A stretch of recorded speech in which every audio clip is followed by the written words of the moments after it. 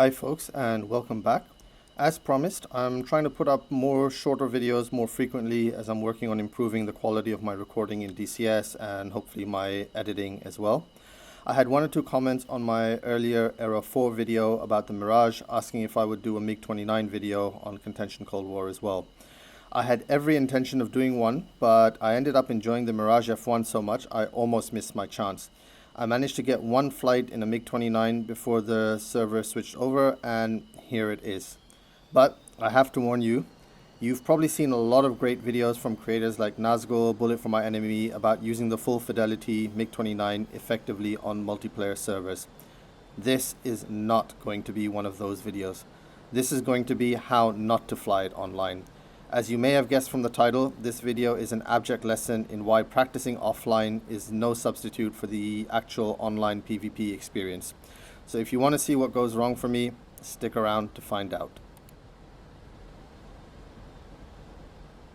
So with that out of the way, let's get up and head towards the action. And as I'm traveling towards the front line, I'll give you my general thoughts on the full fidelity Mig29A.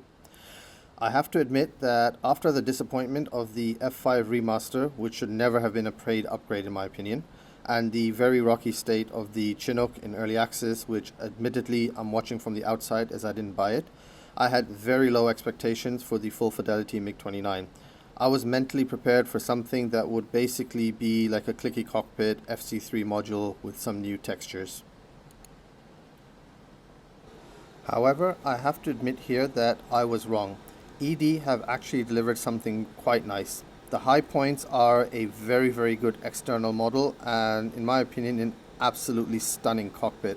Honestly, it's probably my favorite cockpit to sit in VR, and as Bullet for My Enemy said, the helmet sight monocle looks very cool in VR, very three-dimensional. On the systems front as well, there's a lot of good news. The main thing is that the depth of system modeling is much deeper than FC3 and also goes to highlight how much further behind the USSR was than NATO in terms of UX. An example of this is activating the helmet sight. In FC3, it's one button and then the sight is down, ready to use with the radar available for handoff once you have a lock. This is multiple steps in the full fidelity module, as many as 4 if you want the radar to be available for a handoff. It makes for a lot more workload, but that's why the full fidelity module is so much more satisfying. The radar, however, doesn't feel complete and is harder to use than FC3, both in terms of getting a lock and keeping a lock. I think the fact that this was combined with a significant R27R nerf makes BVR combat in the full fidelity 29A even more challenging. The RWR though is the biggest obstacle to being competitive online with the full fidelity MiG-29. It basically provides no launch warnings for anything you might face on Contention or Growling Sidewinder, all the while screaming at you trying to make you deaf, as you'll see later in this video. I get that the particular version EDE is modeling might have been like this, but given we're in a game, it wouldn't be the end of the world to give mission designers the option of a slightly de-nerfed RWR, i.e. it can filter its own radar out, it can provide launch warnings for F-14, 15, 16, 18s, and maybe even Pitbull Fox 3 missiles. No one is forced to use these options. After all, DCS still has options like Immortal and unlimited ammo, so why would giving this flexibility for the full fidelity MiG-29 be such a deal breaker? I just don't get it. Overall, my verdict is I've been pleasantly surprised by the state of the module. I think that the issues are more with ED's thought process around what the state of avionics on the 29 should be rather than the overall condition on launch. It's not something to buy if you want to be super competitive online. Rather, you buy it if you've always wanted a full fidelity Red 4 plane and you want ED to know that there is money in doing more Red 4 planes. So honestly, I don't really regret buying it at all. With my thoughts on the MiG-29 out of the way, I'll bring you up to speed on my sortie. The MiG-29 is a 100 credit spawn on Contention Cold War from a rear airfield, Damascus in this case. You earn point by destroying air and ground units, and ground unit kills are a lot more efficient than PvP aerial kills. Those 100 points aren't refunded on landing, so you need to make the most of your flight. Unfortunately for me, I oversped the tires on takeoff, meaning I'd have to do an engine off repair to take off again. which isn't ideal considering I don't know how to cold start the MiG-29. There were a handful of blue players online at this time, hitting our frontline airfields. As soon as the nearest one spotted me on EWR, I could see him rushing south towards me. Initially, I tried locating him on radar, but quickly found myself struggling. I've practiced with the radar offline, but when you're online and you can't pause to figure out what's wrong, things start happening at a much faster rate. So rather than merge with him at a high or medium altitude with my head down playing with the radar, I decided to play it like a typical Cold War plane and cockroach toward the merge at treetop level, using mountains to screen me from him wherever possible. Even my plane seemed unhappy with this approach, as you can hear it screaming altitude, altitude fairly frequently.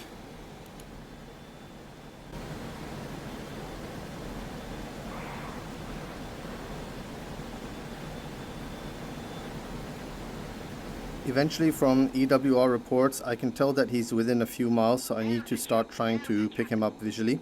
I've switched to the helmet sight mode. Apologies that the sight brightness is so low. A genius bit of Soviet design is that the IRST gain and helmet sight brightness is controlled by the same dial. Apparently, dual encoder tech was highly classified that was beyond the capabilities of Warsaw Pact scientists to replicate.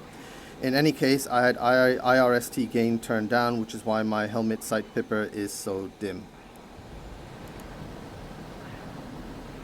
At this point, I know that I'm basically merged with him, so I'm turning hard to try to pick him up visually and avoid eating his 9 Lima.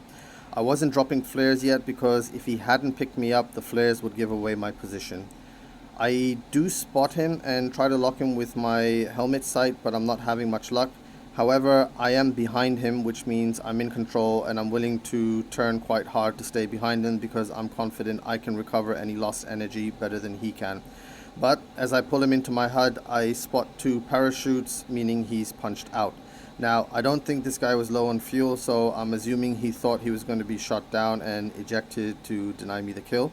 That's a bit lame, but also I'm grateful for his confidence in my skills because up till now, I've pretty much fumbled all the systems in the Fulcrum. And I'm sorry to say it's going to get worse for the next engagement.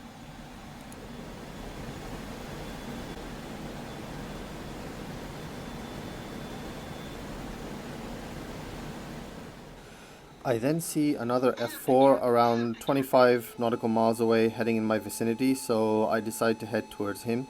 I'm at roughly 90% throttle because I need to conserve fuel, definitely a key weakness of the Fulcrum. I eventually managed to spot him visually, so I try to lock him with the helmet sight. I get a lock with the IRST, but I want to hand off radar lock so I can fire in R27. This is when I realize my radar is in illumination mode and not dummy or standby mode, which is what is needed for co-op mode to function and do a handoff lock from the IRST to radar. I change modes and shortly after that the radar gets a lock and I get the launch authority. The problem is when I look down to check my radar state, I lost visual on the bandit and now I don't know where he's gone. Plus, I don't know the HUD symbology well enough to figure out which way he went, so I don't want to launch until I can see him.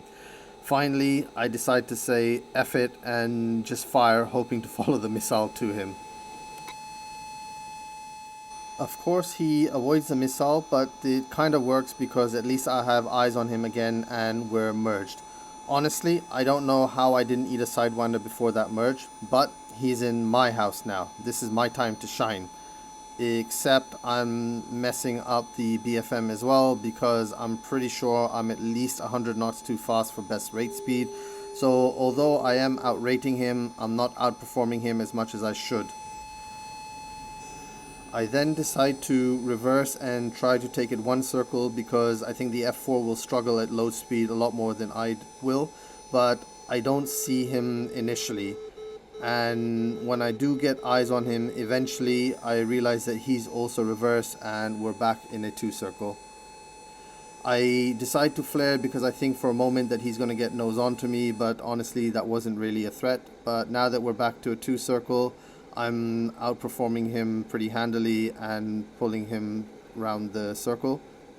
There honestly isn't much skill needed here because the 29 outperforms the F4 so much, but I'm sure that if I would have been closer to 400 knots, I would have reeled it in even quicker. But in my defense, the Cold War airplanes require full afterburner, and that's what I'm used to, but the 29 has so much energy, you need to manage your speed much more carefully.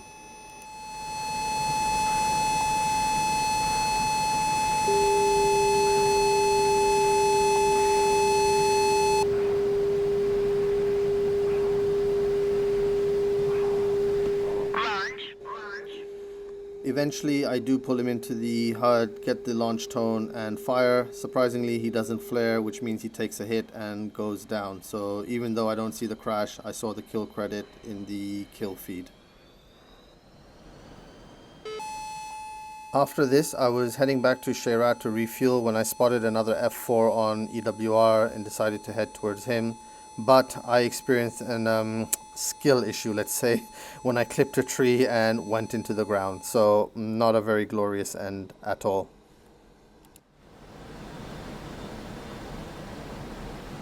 I think the really big takeaway for me from this whole episode was that practicing offline is great, but if you really want to cement your knowledge of a plane system, then working them under stress online in a PvP environment is really necessary. In the end, I got a kill, maybe even two if you count the first guy who ejected, not because of my skill, but almost in spite of it. But it really whets my appetite to fly the Fulcrum more online. Unfortunately, right now there isn't a great place to do that because Contention ADs has switched over to modern, and the full fidelity Mig29 is very badly outclassed in a Fox 3 environment given how poor its RWR is. Hopefully Era 4 on Contention Cold War comes back in a few weeks, and this time I won't waste time but rather jump into the 29 as soon as I have the points. So thank you for watching, folks, and see you in the next video.